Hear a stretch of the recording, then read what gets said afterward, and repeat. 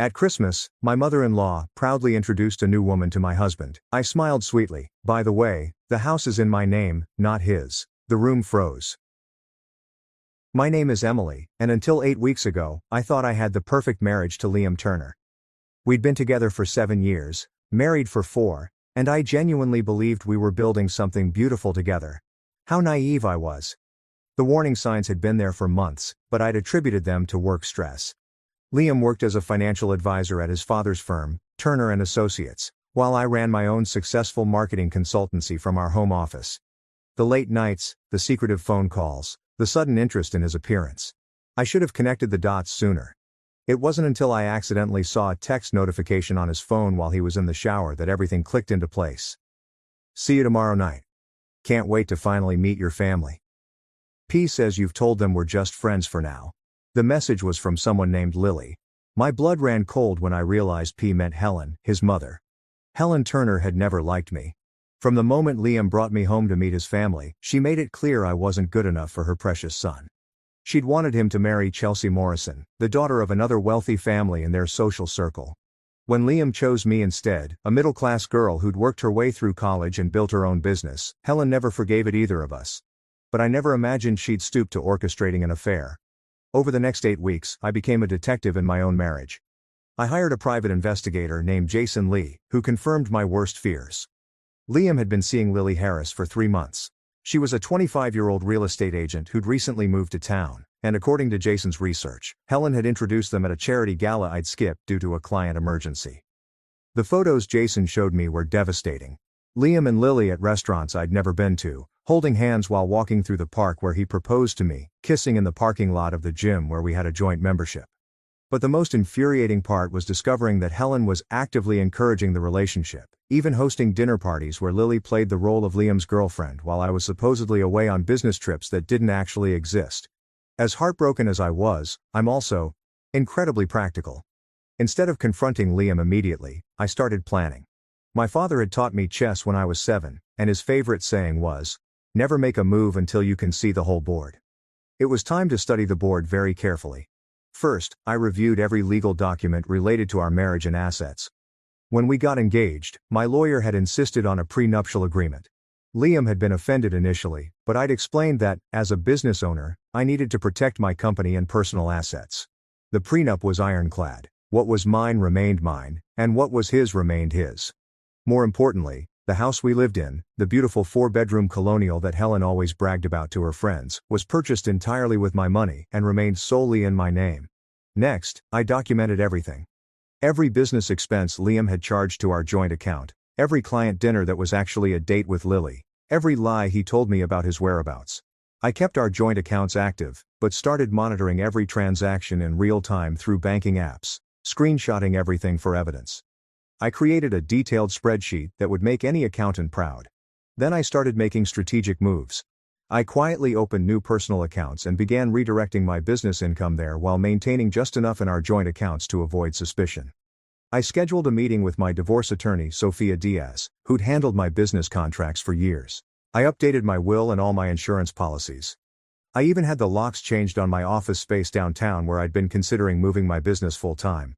But most importantly, I planned the perfect reveal. Helen had always insisted on hosting elaborate holiday celebrations. Thanksgiving had been uncomfortable with Liam acting distant and Helen making pointed comments about young couples growing apart and finding happiness in unexpected places. But Christmas was her crown jewel event, a formal dinner party for 30 of their closest friends and family members. When Helen called to confirm our attendance, her voice dripped with fake sweetness.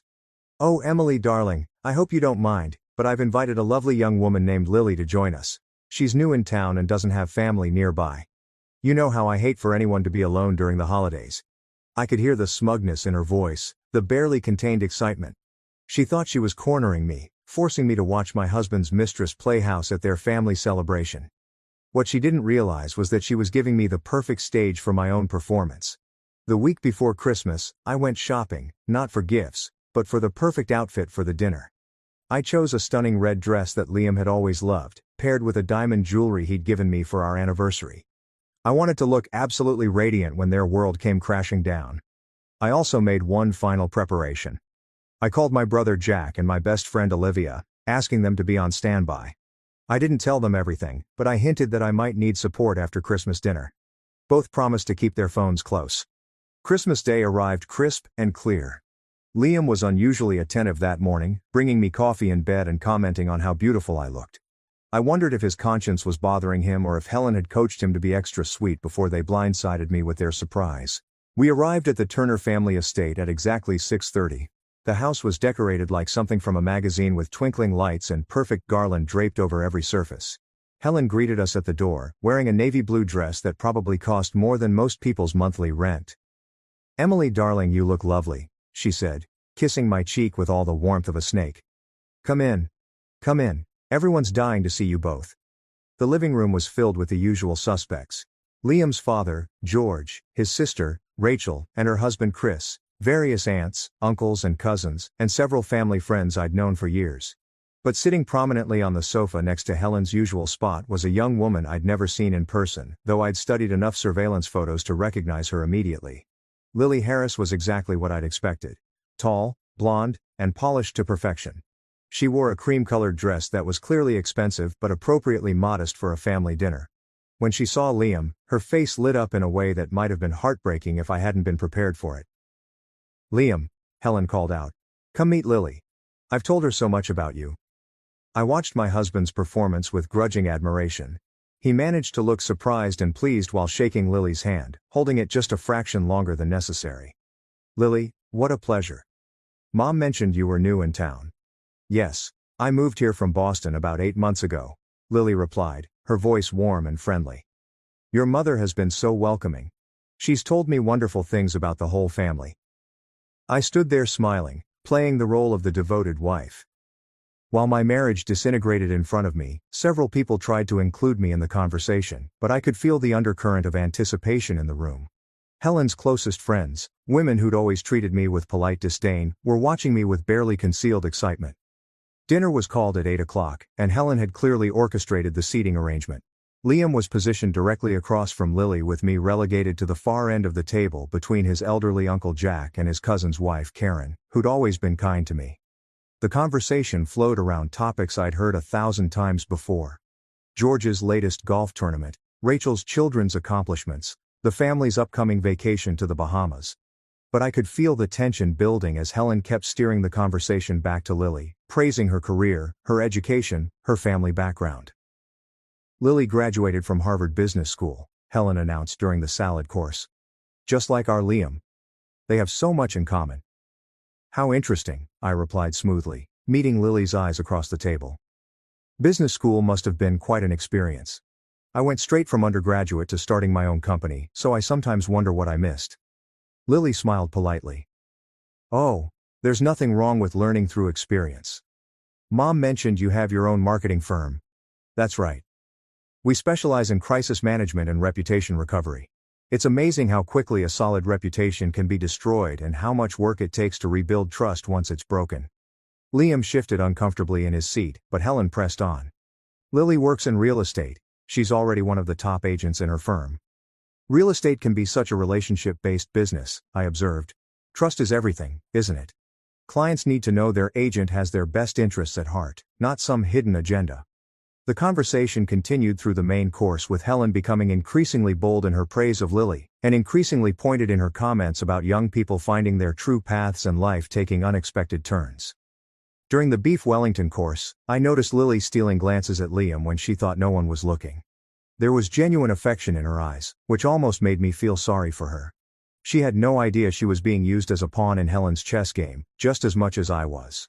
"Lily, tell us about your family," Helen prompted, clearly steering toward another rehearsed talking point. "I understand your father is in finance as well." "Yes, he's a portfolio manager in Boston," Lily replied, unconsciously straightening her posture. "He actually went to Harvard Business School too, about 20 years before Liam." "Did? How wonderful," Helen exclaimed as if this was the most delightful coincidence in the world. "Liam, didn't you say you were thinking about expanding the firm's investment services?" Liam nodded, playing his part perfectly. "We've been considering it. It would be helpful to have someone with that kind of background on the team." I watched this performance with growing fascination. They clearly planned this conversation, probably rehearsed it multiple times. Helen was systematically establishing Lily's credentials, her family connections, her potential value to the Turner family business. It was like watching a job interview disguised as small talk. "And Lily, you mentioned you're originally from Connecticut?" George asked, seemingly oblivious to his wife's machinations. "That's right, Greenwich. My family has a place on the water there. Nothing too fancy, just a little cottage we've had for generations." I nearly choked on my wine. A little cottage in Greenwich that had been in the family for generations, probably cost more than most people's houses. Helen's eyes lit up like Christmas morning. She found herself a daughter-in-law with both money and pedigree. "How lovely," I interjected smoothly. "Greenwich is beautiful. Liam and I looked at properties there when we first got married, but we decided we preferred being closer to the city for work purposes." It was a subtle reminder that Liam and I had made joint decisions about our life together, but I could see Helen filing it away as evidence of my practical, unromantic nature. "Emily's always been very focused on convenience over beauty," Helen said with a tight smile. "It's admirable really how dedicated she is to her work." The backhanded compliment hung in the air like smoke.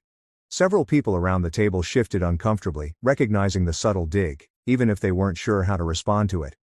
"I've always believed that loving what you do makes you better at everything else in life," I replied evenly. "When you're fulfilled professionally, you have more energy and enthusiasm to bring to your personal relationships." Lily smiled genuinely at this.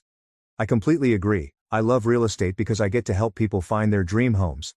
There's something so satisfying about matching the right person with the right property." "How do you determine what makes a property right for someone?" Liam asked, and I could hear the flirtation in his voice, even if others might have missed it. "Well," Lily said, warming to the topic, "you have to really listen to what they're saying, and what they're not saying. Sometimes people think they want one thing, but what they really need is something completely different." The irony was so thick, I could have cut it with my dessert fork. Lily was unknowingly describing exactly what Helen had done to her, convinced her she wanted Liam when what she really needed was to run as far away from this family as possible. "That sounds like quite a skill," Rachel commented. "I imagine you have to be very perceptive about people's motivations." "You do," Lily agreed. "Unfortunately, not everyone is honest about what they want or what their situation really is. I've had clients lie about their budget, their timeline, even their relationship status. It makes the job much more challenging." Liam went very still at this comment, and I saw Helen's jaw tighten almost imperceptibly. Lily had just unknowingly described her own situation perfectly. She was being lied to about Liam's relationship status, his timeline, and his true motivations. "Honesty is so important in any relationship," I said, looking directly at Lily. "Professional or personal. Once trust is broken, it's almost impossible to rebuild." "Absolutely," Lily said earnestly. "I always tell my clients that we can work through almost any challenge as long as we're honest with each other from the start." The conversation was becoming almost surreal. Lily kept making points that undermined her own position without realizing it. While Liam grew more and more uncomfortable, and Helen worked harder to steer things back to safer topics. "Lily, you must tell us about that lovely property you sold last month," Helen interjected quickly. "The one with the gorgeous gardens." But before Lily could answer, Uncle Jack, who'd been quietly working his way through his third glass of wine, spoke up. "You know, this whole conversation reminds me of when I was in real estate years ago. Had this client once who was married, but told everyone he was single. Caused quite a mess when the truth came out." The table fell silent except for the soft clink of silverware against china. Jack, bless his heart, continued obliviously. "Fellow thought he was being clever, keeping his wife in the dark while he shopped for a love nest with his girlfriend. But the girlfriend found out about the wife. The wife found out about the girlfriend, and both women ended up owning pieces of him in the divorce settlement." Helen, clearly embarrassed, said sharply, "Perhaps we should discuss something more pleasant." "Oh, it turned out quite pleasant in the end," Jack continued cheerfully. "The wife took him for everything he was worth. The girlfriend realized she'd dodged a bullet, and both women ended up much happier without him. Funny how these things work out sometimes." I raised my wineglass slightly in Jack's direction. "To justice being served," I said quietly, but not so quietly that the table couldn't hear me. Lily was looking increasingly uncomfortable, though I wasn't sure if she understood why Jack's story was relevant. Liam, on the other hand, looked like he wanted to crawl under the table and disappear. "Well," Helen said brightly, clearly desperate to change the subject. "Shall we move on to dessert?" I made my famous chocolate torte. As Helen bustled around serving dessert, I caught Karen, the cousin's wife, beside me, giving me a meaningful look. She leaned over and whispered, "Are you okay, honey?" You seem a little tense tonight. I smiled at her gratefully. Karen had always been observant and kind, never part of Helen's inner circle, but always trying to smooth over family tensions. I'm fine, I whispered back, just enjoying the family dynamics. Karen studied my face for a moment, then glanced around the table. I could see understanding dawning in her eyes as she took in Helen's obvious matchmaking efforts, Liam's discomfort, and Lily's innocent participation in what was clearly a setup. Oh my, Karen breathed quietly. Emily, do you need? I've got it handled, I assured her softly. But thank you. Karen squeezed my hand under the table, and I felt a surge of gratitude for her kindness. It reminded me that not everyone in this family was complicit in Helen's schemes. The chocolate torte was admittedly delicious. Helen might be a master manipulator, but she was also an excellent cook. I found myself savoring each bite, knowing it would likely be the last time I'd taste her famous dessert. This is incredible, Mrs. Turner, Lily said enthusiastically. Would you be willing to share the recipe? Oh, it's a family recipe, Helen replied with false modesty. I only share it with family members. The implication was clear. Once Lily married Liam and I was out of the picture, she'd be worthy of the precious torte recipe. It was such a petty little power play, but it perfectly encapsulated everything that was wrong with Helen's worldview. That's a shame, I said conversationally. I've been asking for that recipe for 8 years. I guess I never quite made it into the inner circle. The comment was light enough to seem like a joke, but pointed enough to make several people uncomfortable. Rachel looked mortified. George frowned at his wife, and even Lily seemed to sense the underlying tension. Emily, you know that's not… Helen started. But I held up my hand. It's fine, Helen. I understand. Some things are reserved for blood relatives and future daughters-in-law. The emphasis on future was subtle but unmistakable. Lily looked confused, glancing between Helen and me as if trying to understand why a recipe was causing such tension. It was then, as I watched Lily's genuine bewilderment and saw Helen's satisfied smirk, that I realized the full extent of the cruelty in this situation.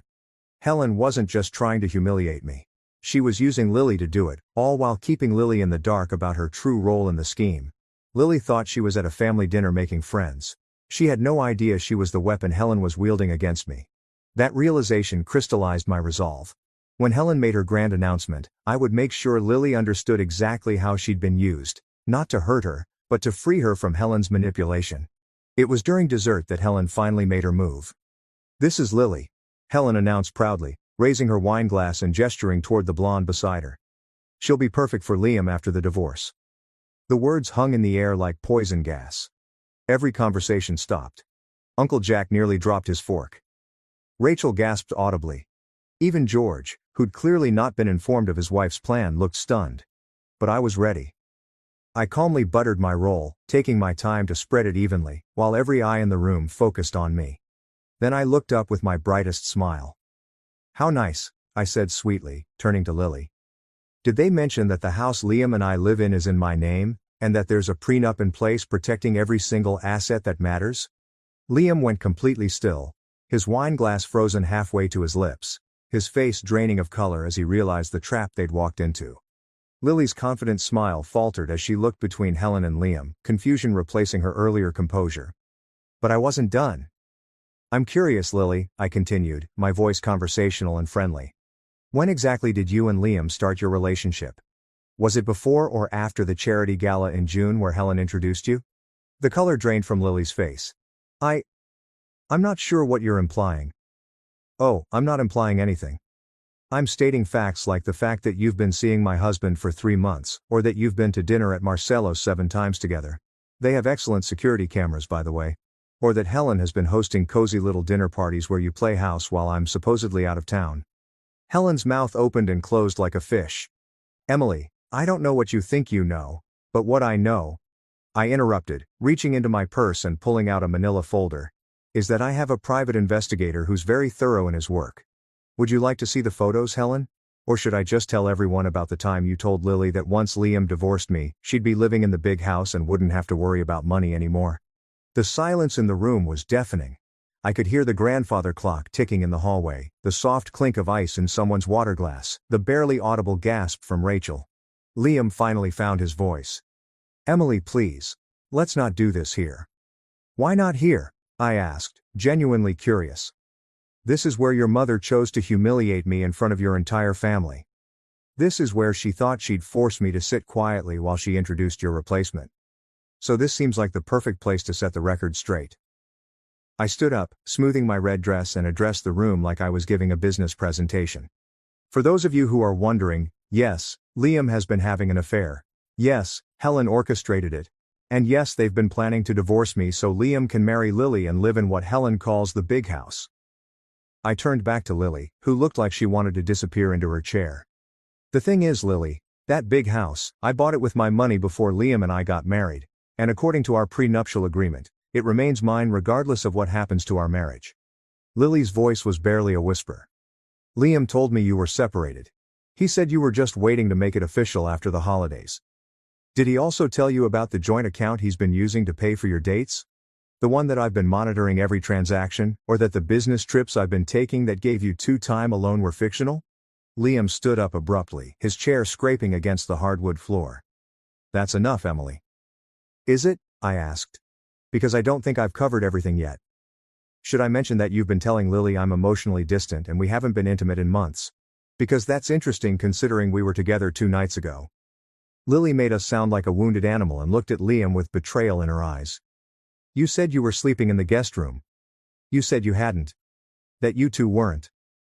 He lied, I said simply. About a lot of things. It turns out Helen finally found her voice again. But it came out as a screech. How dare you come into my home and make these accusations? Liam deserves better than someone who cares more about business than her own marriage. You're absolutely right, I agreed. Liam does deserve better. He deserves someone who's honest with him. Someone who doesn't orchestrate affairs behind his back. Someone who doesn't manipulate him into betraying his wife. I looked around the room at the shocked faces of people who had known me for 7 years. For those of you who are wondering what happens now, I've already prepared divorce papers. They'll be filed tomorrow morning, but I wanted everyone to know the truth first. Marie, the cousin's wife beside me, reached over and squeezed my hand. Emily, honey, I'm so sorry. Thank you, I said genuinely. I appreciate that. And I want everyone to know that this wasn't a decision I made lightly. I tried to save my marriage. I tried to figure out what I'd done wrong, how I'd failed as a wife. I looked directly at Liam, who was staring at his plate like it might offer him an escape route. But then I realized I hadn't failed at anything. I'd been loyal, supportive, and loving for 7 years. I built a successful business while supporting my husband's career. And I tried to build relationships with his family, even when they made it clear I wasn't welcome. Helen started to object, but I held up my hand. I'm not done. You see, the thing about having your own business in crisis management is that you learn to plan for every contingency. So, while Liam was planning his new life with Lily, I was planning to. I reached into my folder and pulled out a thick stack of papers. These are copies of every transaction Liam made using our joint accounts for his dates with Lily. Restaurants, gifts, even the hotel room you two used last weekend while I was supposedly visiting my sister. Lily buried her face in her hands. Liam looked like he was going to be sick. The total comes to $12,000 over 3 months, I continued, which according to our prenup constitutes financial infidelity and gives me grounds to pursue additional damages. George finally spoke up, his voice gruff with embarrassment. Emily, perhaps we should discuss this privately. With respect, George, there's nothing private about it anymore. Your wife made sure of that when she invited Lily to publicly humiliate me. I turned to Lily one final time. I don't blame you entirely, Lily. Liam is very charming when he wants to be, and Helen can be very convincing, but you should know that the man you thought you were in love with has been lying to both of us. Lily looked up at me with tears in her eyes. I'm so sorry.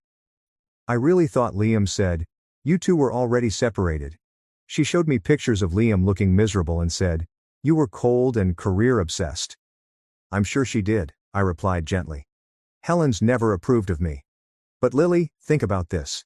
If Liam was willing to lie to me for 5 months, if he was willing to use our joint money to wine and dine you, if he was willing to let his mother orchestrate an affair rather than having an honest conversation with his wife about problems in our marriage, what does that tell you about his character?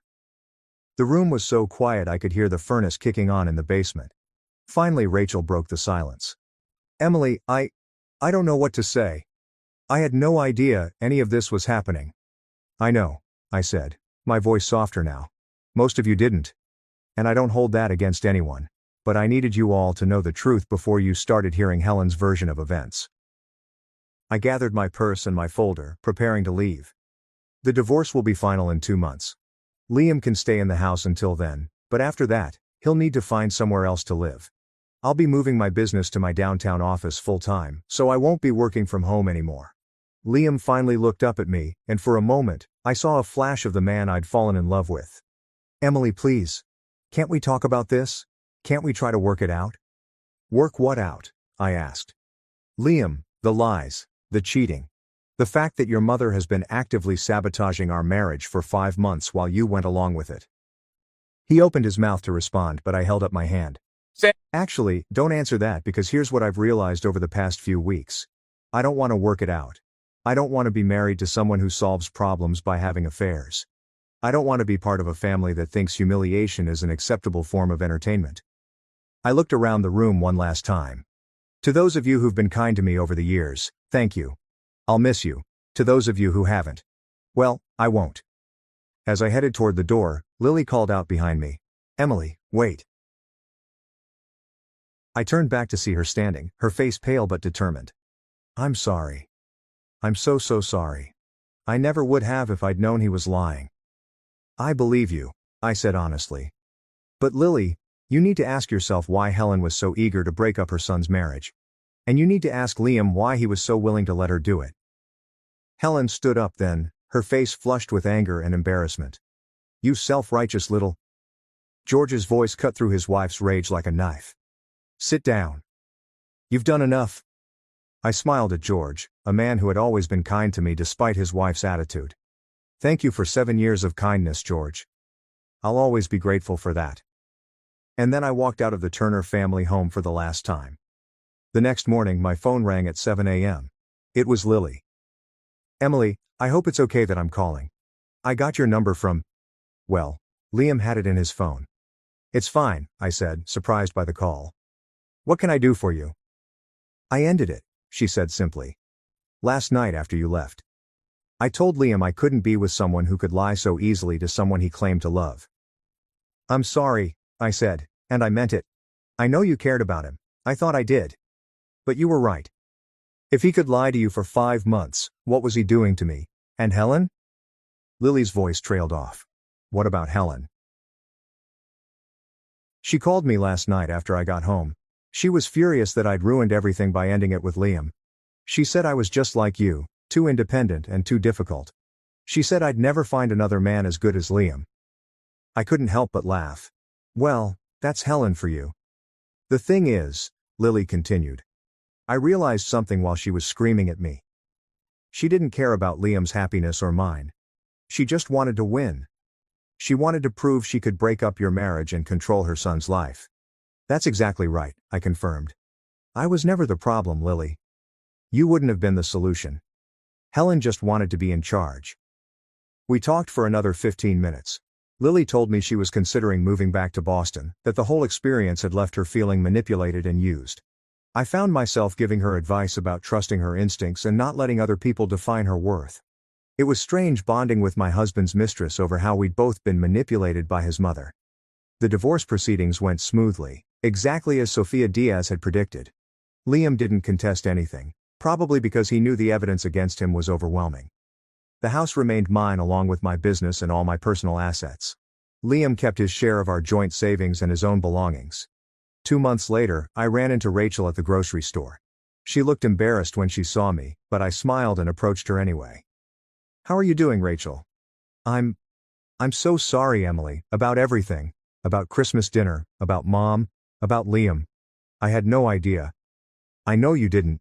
How is Liam? She sighed.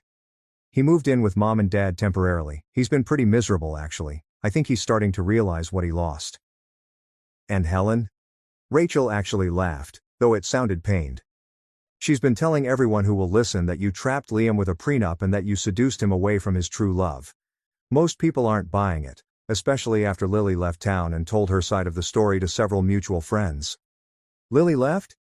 Yeah, about a month ago. But before she did, she had lunch with several of the women who were at Christmas dinner. She told them everything. How Mom had manipulated her, how Liam had lied to her, How she felt used by both of them. I felt a surge of pride for Lily. It took courage to admit you'd been fooled and even more courage to set the record straight. I'm glad she found her voice, I said. Emily, Rachel said hesitantly. I know this is probably too late, but I want you to know that some of us never agreed with how Mom treated you. We didn't know how to stand up to her without causing a family war. I understand, I said, and I did. Helen was a formidable woman who'd ruled her family through manipulation and emotional blackmail for decades. But maybe it's time someone did cause a war. Rachel smiled ruefully. Actually, Dad's been giving her a pretty hard time about the whole thing. He was mortified by her behavior at Christmas dinner. They're in marriage counseling now. 6 months after the divorce was final, I received an unexpected visitor at my downtown office. Liam stood in my waiting room looking older and tired, holding a small bouquet of flowers. I know I don't have the right to be here, he said when my assistant showed him into my office. But I needed to apologize. I gestured to the chair across from my desk. Okay, I'm listening. He sat down heavily and placed the flowers on my desk. I've been going to therapy. Individual therapy, not the couples counseling Mom suggested. And I've been thinking a lot about what happened, about what I did to you, to us. And what conclusion did you reach? That I'm a coward. He said simply. That I let my mother manipulate me into destroying the best thing that ever happened to me. That I was too weak to stand up to her and too selfish to be honest with you. I studied his face, looking for signs of a man I'd once loved. Why, Liam? Why didn't you just talk to me if you were unhappy? He ran his hands through his hair, a gesture I remembered from 100 arguments. Because I wasn't unhappy with you. I was unhappy with myself, with my job, with feeling like I was living in your shadow, with never being able to measure up to your success. So, you had an affair. So, I had an affair. He agreed miserably.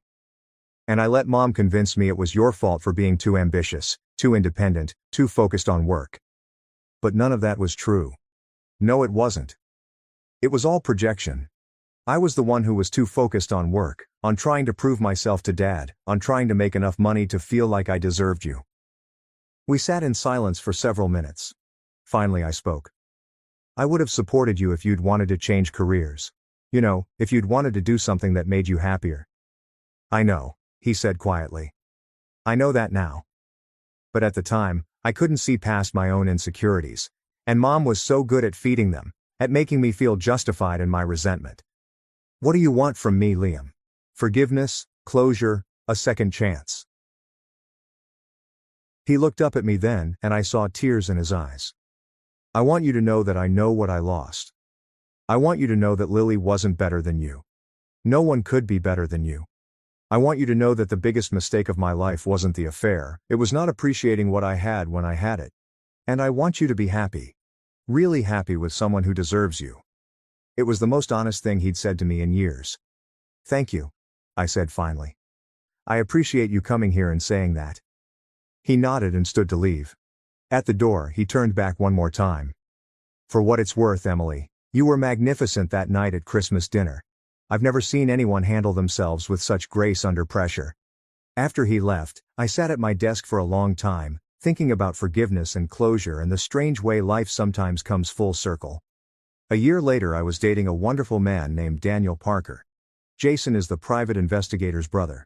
As it turned out, Daniel was a pediatric surgeon who found my independence attractive rather than threatening, who supported my business ambitions, and who thought my story about Christmas dinner was hilarious rather than embarrassing. We were having dinner at Romano's, the same restaurant where I confronted the evidence of Liam's betrayal when Daniel asked me if I ever regretted how I'd handled the situation.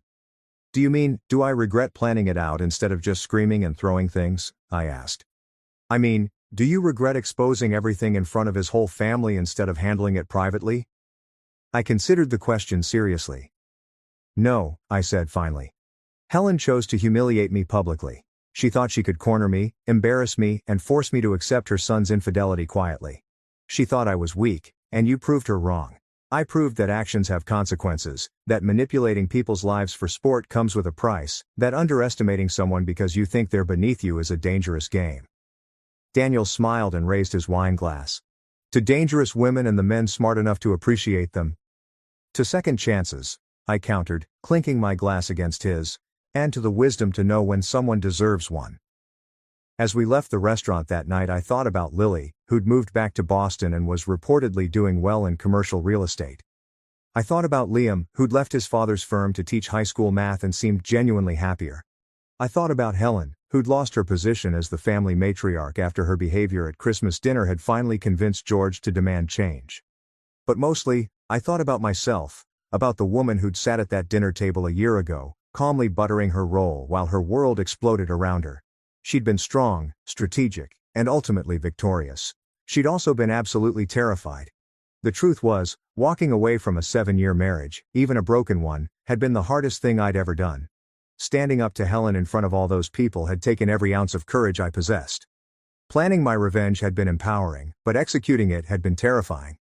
But sometimes being terrified is exactly what you need to discover how strong you really are.